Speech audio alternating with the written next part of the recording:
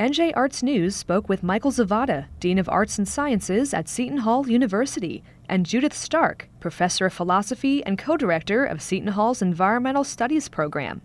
Our topic was environmental stewardship and citizen responsibility. We began with Dean Zavada's educational journey from civics and ecology to biology and Russian literature. Well, my original interest was in being outdoors. I love to be outdoors. I love to go hiking. When I went to college, I just looked at the majors and decided, forestry, I'll be outside. And ended up majoring in botany at Arizona State and evolutionary biology. I met a professor that inspired me to become interested in plants and botany and evolution. He said, well, you should take Russian because it's the new scientific language. Both Michael's and Judith's careers focus on environmental issues. We asked, what is our relationship as citizens to our natural ecosystem? Part of our story from the Western tradition coming out of Genesis is that notion of stewardship. The steward doesn't own it. The steward is supposed to take care of it. The steward has a special place, as Aldo Leopold says, as a plain citizen, as a member with other species on this planet.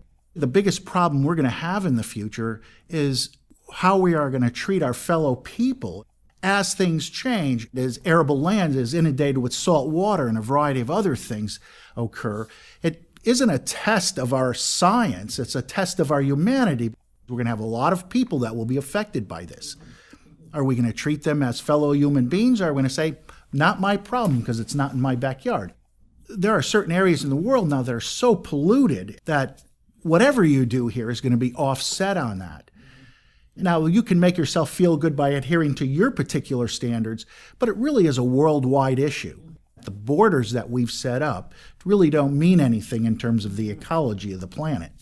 Michael Zavada, Seton Hall University's Dean of Arts and Sciences, with his colleague Judith Stark, philosophy professor and co-director of the Environmental Studies program. Both shared their thoughts on how today's students relate to citizenship and climate. I think there's a certain conceptual trick that we tend to play on ourselves with the issue of global climate change. The fact is that, in a sense, no particular person is responsible, or previous generations contributed to this. But in another sense, we're all responsible. Certain communities, say in Ontario, are trying to become carbon neutral. Well, that's a wonderful project, but other people can say, oh no, that's too difficult, I'm not doing that. But this speaks to a point that Melissa Lane makes in her book, Eco-Republic, about the kind of mistake of negligibility, which is used certainly in economic and political terms to say one person's action or one little group's action really doesn't matter in the whole scheme of things.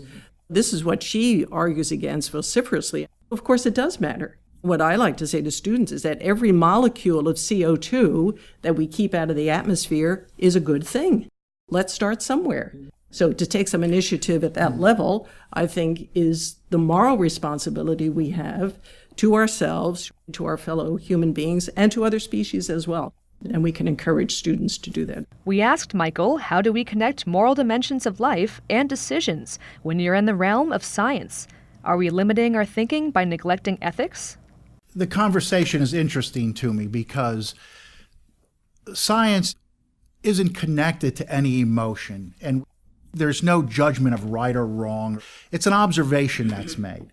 We have data and we know what to do, except the solutions have been limited to the economy, the economic well-being of everyone, the materialistic world.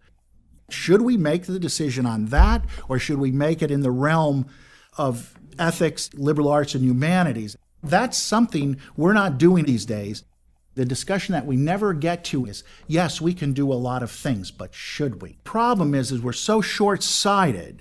We're only concerned about our grandchildren, but great-grandchildren, they're fend for themselves. The ethical dimensions of these questions is what's being neglected by the larger society. They're not being neglected in places of worship, in households, as people make medical decisions about family members, nor in philosophy classes.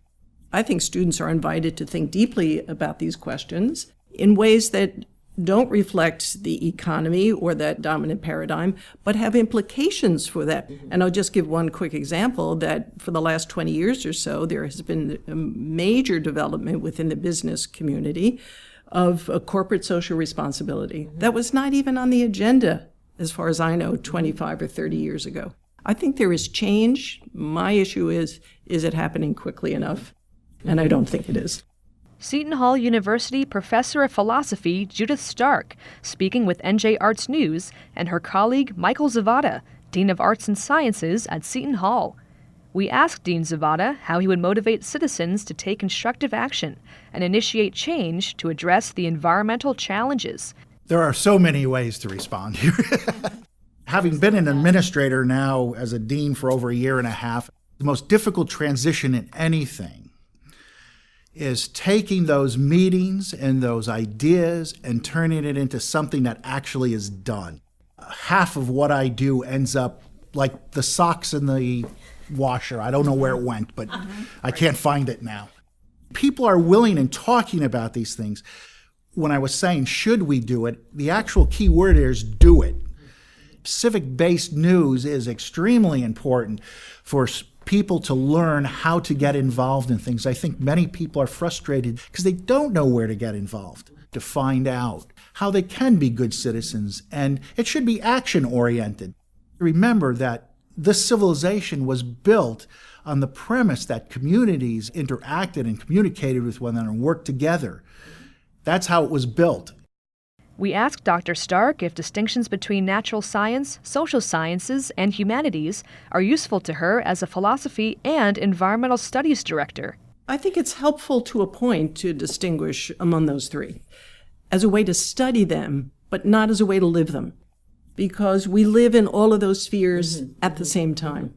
When young people are sitting with their families and trying to decide whether or not to have life support system for the great-granddad, you need all of those aspects in play. You need to know the science. You need to know some social science, I think, in terms of medical anthropology probably, and you need to know ethics. So you need all of those in order to live well. You need to make the distinctions in order to think well. We wrapped up the dialogue by asking what kind of social changes Judith and Michael would envision in the next few years. In 3 or 4 years, I would like to see much more thoughtful, reflective, informed individuals attempting to create communities that have sustainability and relationships to nature at their heart. A kind of reaffirmation of the value and the importance of the common good and its connection to my interests and desires. So it's not simply an exclusive emphasis on what I need and what I want or this very small circle of my family, but a robust conversation and articulation of a common good. At its heart will be issues of sustainability, resource management, and justice.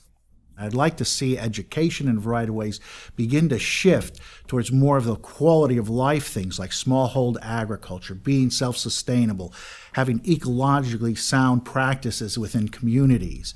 For instance, we just came back from a service learning trip in Jamaica.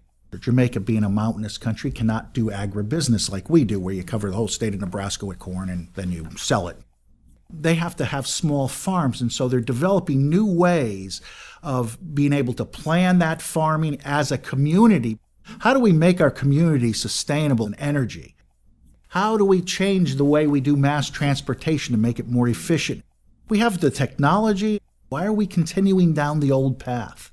We're doing too much politics and not enough discussion of what actually needs to be done. It's important that we start thinking long term. And what you have to do is you have to be selfless about it. You have to say, I'm not going to reap any of these benefits, but I'm making it for my grandchildren. Oh, there we have again, the grandchildren. We should bring the grandchildren into this more frequently to leverage something. That was Michael Zavada, Dean of Arts and Sciences at Seton Hall University, and Judith Stark, philosophy professor and co-director of the Environmental Studies program at Seton Hall. Our conversation took place in Fahey Hall on the university's campus in South Orange, New Jersey. This is part 4 of the Words Matter series, produced by NJ Arts News and sponsored in part by the New Jersey Council for the Humanities. Seton Hall University facilitated the grant. This is Sonia Schnee for NJ Arts News.